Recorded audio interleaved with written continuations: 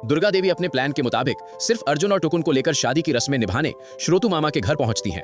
अर्जुन का मन नहीं था, लेकिन मां की जिद के आगे वो बेबस था। उधर बड़े घर में पीसी मोनी बैठी बैठी जल रही थी। उन्हें दुर्गा देवी की बातों पर रत्ती भर भी भरोसा नहीं था।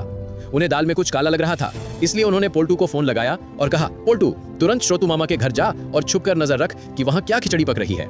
मुझे उस दुर्गा भाभी पर जरा भी यकीन नहीं है। पोल्टू अपनी जासूसी वाली नजरों के साथ वहां जाने के लिए निकल पड़ता है। उधर श्रोतु मामा के घर के अंदर का नजारा ही कुछ और था। दुर्गा देवी ने पहले से ही एक लड़की को बुला रखा था, जो कि एक एक्टर है, जिसे दुर्गा देवी ने नाटक कंपनी से हायर किया है। उसे अच्छे से समझाया गया था कि वो लंबा घूंघट काढ़े रखे और ज्यादा बात ना करे।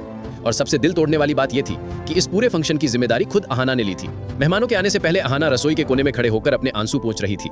वो बाहर से तो पत्थर बनी हुई थी, सबको दिखा रही थी कि उसे अर्जुन की दूसरी शादी से कोई फर्क नहीं पड़ता, लेकिन अंदर ही अंदर उसका दिल कांच के टुकड़ों की तरह बिखर चुका था।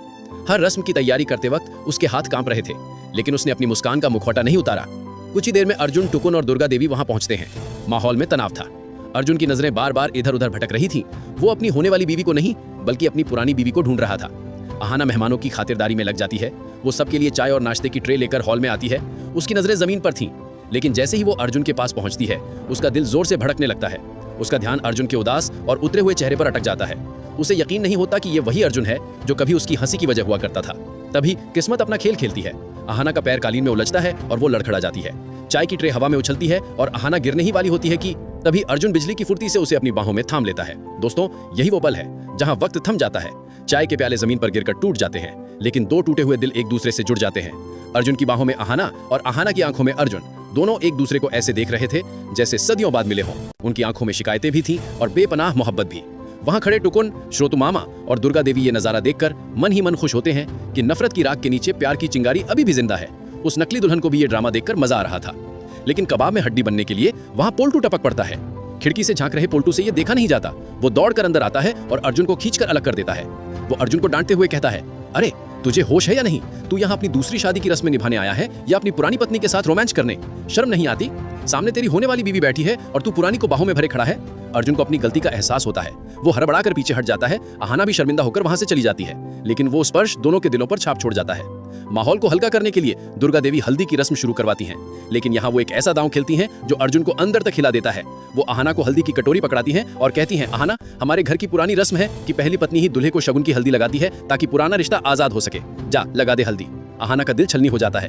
उसे लगता है कि माँ इतनी कठोर कैसे हो सकती है, लेकिन वो मना नहीं कर पाती। कांपते हाथों से अहाना हल्दी उठाती है और अर्जुन के गाल की तरफ बढ़ती है। अर्जुन की आंखें बंद हैं। वो ये दर्द बर्दाश्त नहीं कर पा रहा। जैसे ही अहाना अपनी उंगलियों से अर्जुन के गाल पर ठंडी हल्दी लगाती है, उसकी आंखों का बांध टूट जाता है। उसकी आंख से आंसू टपककर सीधे अर्जुन के हाथ पर गिरता है। अर्जुन तुरंत आंखें खोल देता है। हल्दी की ठंडक के बीच वो गर्म आंसू अर्जुन को जला देता है। उसे समझ आ जाता है कि अहाना उससे नफरत नहीं करती, बल्कि उसे खोने के गम में मर रही है। अर्जुन का दिल चीखता है कि वो अभी सबके सामने कह दे कि भाड़ में गई ये शादी, मुझे सिर्फ अहाना चाहिए। लेकिन रस्में इतनी तेजी से आगे बढ़ जाती हैं कि वो कुछ बोल नहीं पाता। रस्में पूरी होने के बाद दुर्गा देवी ऐलान करती हैं कि कल ही शादी है। सब अपने अपने घर के लिए निकलते हैं। अहाना कोने में खड़ी होकर अर्जुन को जाता हुआ देखती रहती है, जैसे उसकी जिंदगी जा रही हो। लेकिन असली ट्विस्ट तो अब आता है। जब सब जा रहे होते हैं तो पोल्टू की नजर उस नकली दुल्हन पर पड़ती है जो चुपके से पीछे के रास्ते से निकल रही थी और उसने अपना घूंघट थोड़ा ऊपर कर लिया था। पोल्टू को शक हो जाता है। वो सोचता है कि ये दुल्हन पीछे के रास्ते से कहां जा रही है। पोल्टू जासूस की तरह उसका पीछा करना शुरू कर देता है। वो लड़की एक रिक्शा पकड़कर शहर के बाजार में जाती है और एक पुरानी सी दुकान के अंदर घुस जाती है। पोल्टू दबे पांव उस दुकान के सामने पहुंचता है।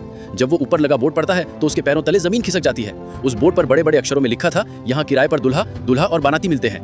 पोल्टू का माथा ठनक जाता है। वो खिड़की से अंदर झांकता है तो देखता है कि वो लड़की दुर्गा देवी से मिले हुए पैसे गिन रही है और अपने साथी से कह रही है कि अरे वो बुढ़िया तो बहुत चालाक है, अपने बेटे को उल्लू बनाने के लिए मुझे दुल्हन बनाकर ले गई थी। पोल्टू को सब समझ आ जाता है कि ये दुर्गा देवी का मास्टर प्लान है। उसके हाथ में अब दुर्गा देवी की बर्बादी की चाबी लग चुकी है। उसके चेहरे पर एक